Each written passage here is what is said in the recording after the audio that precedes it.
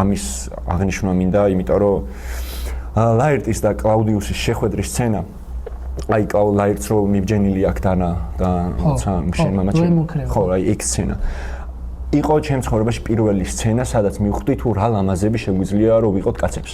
ანუ რა მაგარი არსებები ვყოფილვართ რეალურად რა. ორივეზე დაყრდნობით. ორივეზე თან ორი უკიდურესობით რა, რომ ლაერტი არის რომ ემოცია გაქვს, სხვა ემოცია გაქვს და თუ შენი თან აი მთელი სამყარო რო შენ წინააღმდეგ წამოვიდეს, მაინც რომ გადაული ყველა. ეგ არის ლაერტი. ეგეთი ენერგიის მატარებელია ლაერტი და თან ამ ყველაფერში ლამაზია, გალანტურით შეიძლება ითქვას რო არის რა.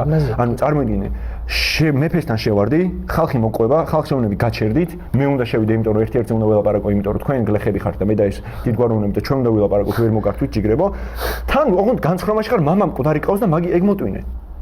რამხელა კაცი უნდა იყო. მიდიხარ, ელაპარაკები მეფეს, მეფე გელაპარაკება. იცი რომ მეფეს ელაპარაკები და ეგრევე დანას არ უტყავ, usმენ, იმიტომ რომ და რატო usმენ? იმიტომ რომ კაცთან მიდიხარ, გონია რომ ის ცუდი კაცია და უნდა შეეშინდეს შენ, იმიტომ რომ გონია რომ შენ იცი რომ უნდა მოკლა და იმანაც იცი რომ უნდა მოკლა და შეეშინდება, არა იქნება ეხლა რო შეეშინდა. იმას არ ეშინდება, შენ მფიქრდები ეგრევე.